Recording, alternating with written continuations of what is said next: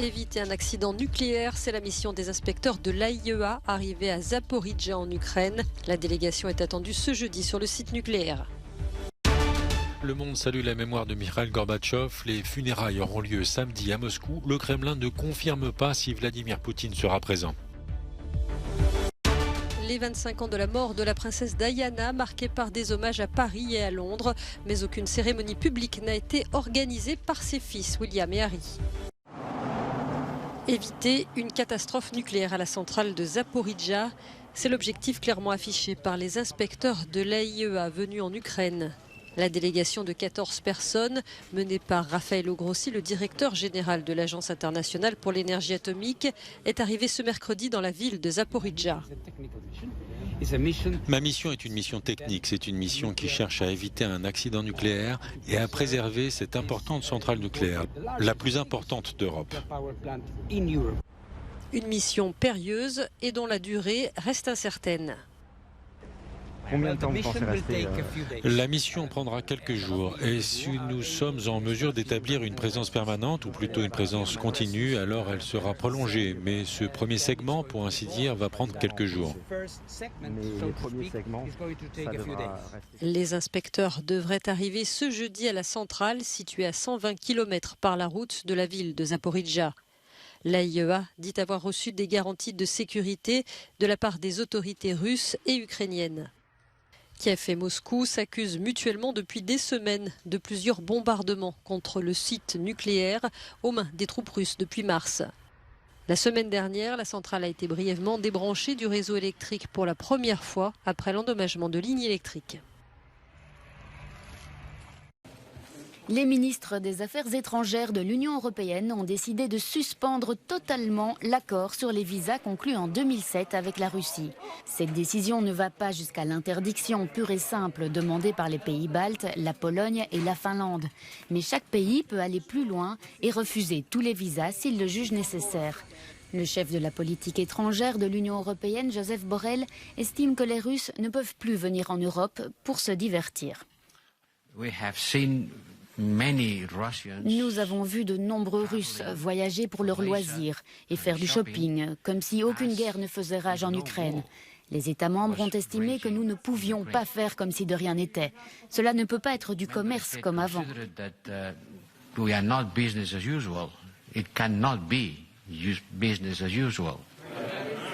Une interdiction pure et simple n'est pas envisagée, car plusieurs États membres ont fait valoir que les dissidents russes ou ceux qui fuient les persécutions devraient pouvoir trouver refuge dans l'Union européenne.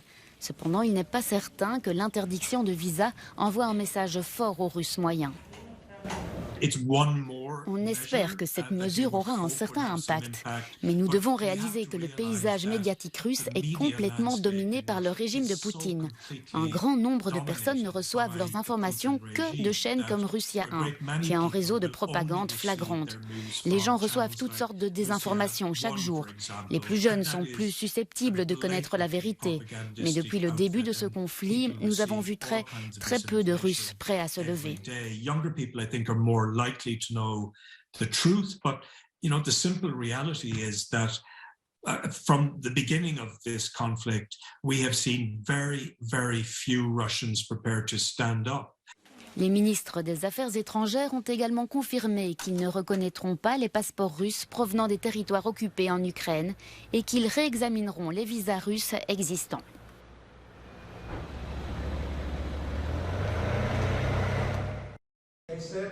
À travers le monde, les dirigeants d'hier et d'aujourd'hui saluent la mémoire de Mikhail Gorbatchev, le dernier président de l'Union soviétique décédé ce mardi à l'âge de 91 ans.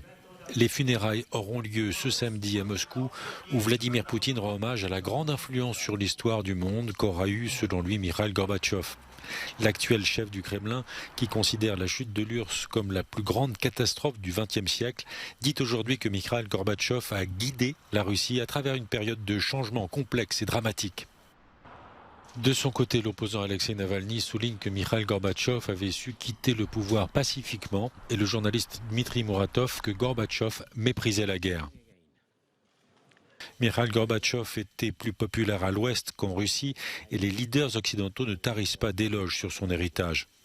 Mikhail Gorbatchev a fait souffler un vent de liberté sur la société russe. Il a essayé de changer le système communiste de l'intérieur, ce qui est devenu impossible. Et il a lancé la coopération avec l'Ouest et mis fin à la guerre froide. Malheureusement, l'espoir s'est envolé. Angela Merkel écrit que le père de la réunification a changé sa vie et Olaf Scholz regrette que la Russie ne soit pas devenue une démocratie.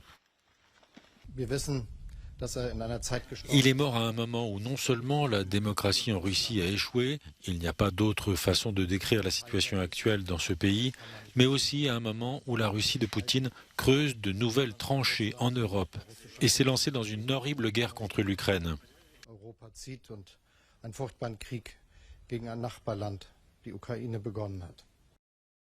La Maison-Blanche évoque les réformes démocratiques de l'homme de la glasnost et son rôle pour rendre le monde plus sûr et plus libre pour des millions de personnes.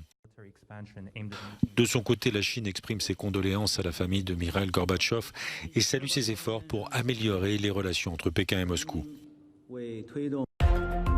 L'Italie a retenu l'offre associée à Air France KLM et Delta Airlines pour le rachat de ITA Airways, anciennement Alitalia. Cette offre, soutenue par le fonds d'investissement américain Certares, a été jugée plus conforme aux objectifs fixés par l'État que celle de l'armateur italo-suisse MSC et son allié allemand Lufthansa. Ils étaient jusqu'ici considérés comme favoris dans la course au rachat de la compagnie publique italienne. Une fillette de 20 mois a été tuée dans une tempête d'une rare violence qui s'est abattue sur une ville de la région de Gérone en Espagne. L'enfant a reçu un grêlon sur la tête et n'a pas survécu. La tempête sur la commune de Bisbal d'Empordà a également causé d'importants dégâts. Les boules de glace dures comme de la pierre ont endommagé de nombreuses voitures et percé des toitures.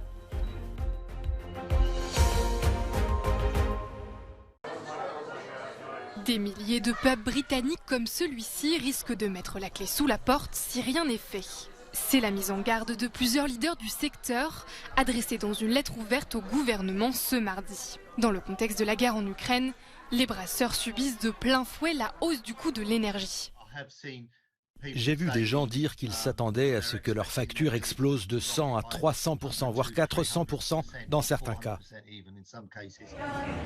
En Grande-Bretagne, l'inflation a récemment franchi la barre des 10%, un record depuis 40 ans. Mais contrairement aux ménages, les entreprises ne bénéficient pas du plafond tarifaire sur les prix de l'énergie. Et les difficultés ne s'arrêtent pas là pour les pubs.